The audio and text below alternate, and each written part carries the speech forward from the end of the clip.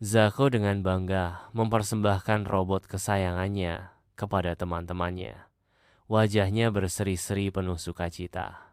Dia menempatkan robot itu di mejanya, lalu mundur sejenak.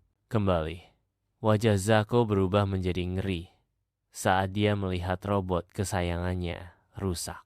Ah, robotku rusak. Siapa yang merusaknya? Aku sangat panik. Zako berteriak. Suaranya dipenuhi keputusasaan. Miloki mendekati Zako.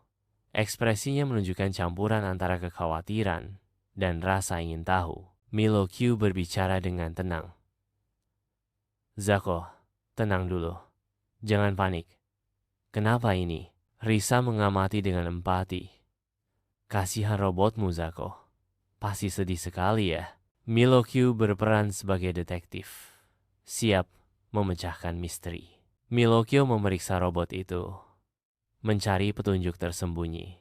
Miloki mewawancarai Luno, mencari jawaban atas kasus yang membingungkan. Miloki menanyai Tambo, berharap dapat mengungkap informasi penting.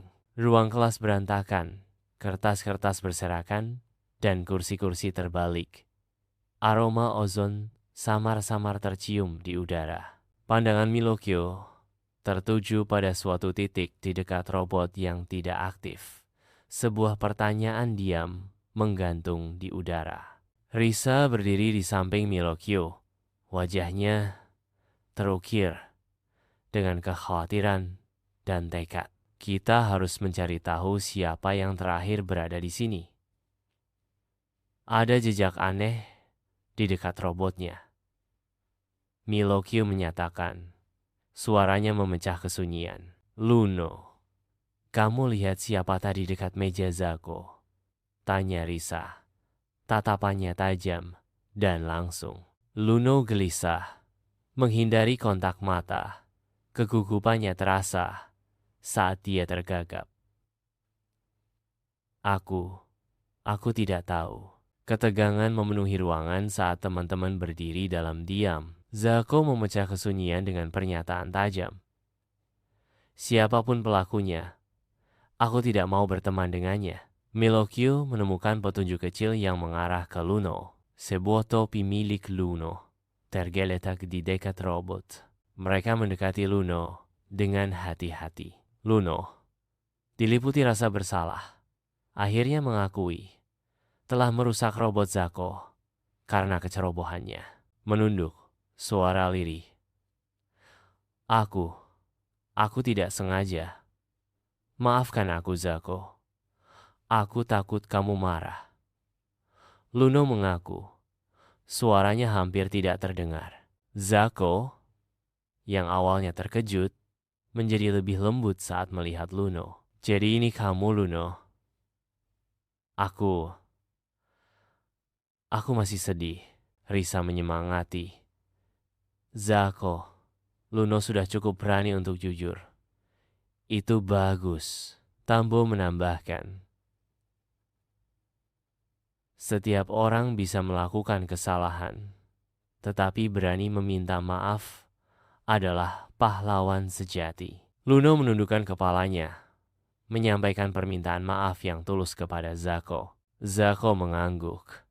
Ekspresinya melembut saat dia memberikan pengampunan. Bersatu dalam persahabatan, Milokyo, Risa, Luno, dan Tambo berkumpul di sekitar Zako, siap memperbaiki robotnya.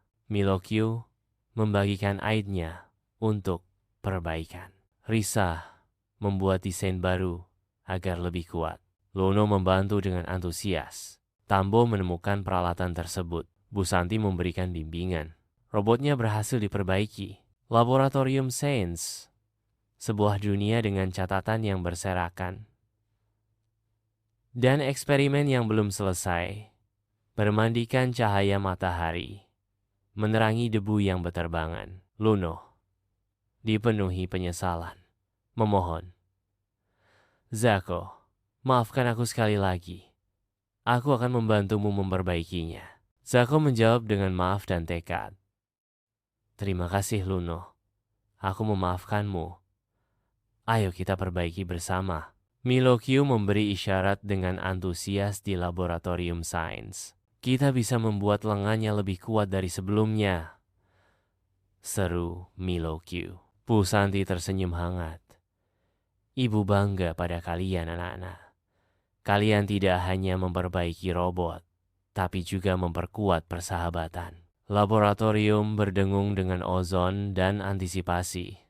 Saat teman-teman bersatu, Zako berseru, robotku jadi lebih keren. Dan aku tahu teman-temanku selalu ada untukku. Dengan bangga, Zako mempersembahkan robotnya yang telah diperbaiki kepada kelas. Risa berdiri, matanya penuh kekaguman, terpikat oleh desain baru robot Zako. Luno dan Zako sedang bermain bersama robot yang telah diperbaiki. Milokyu dan Tambo tersenyum, mengamati anak-anak bermain di bawah sinar matahari. Bu Santi berdiri di depan kelas, memancarkan kehangatan dan ketulusan. Dia menekankan pentingnya kejujuran dan tanggung jawab. Zako menyampaikan rasa terima kasihnya yang tulus kepada teman-temannya. Luno berjanji akan lebih berhati-hati di masa depan. Di bawah terik matahari, teman-teman tertawa dan bermain bersama. Kegembiraan mereka bergema di seluruh halaman sekolah. Halaman sekolah dipenuhi dengan suara tawa dan persahabatan. Senyum hangat Bu Santi memenuhi ruang kelas.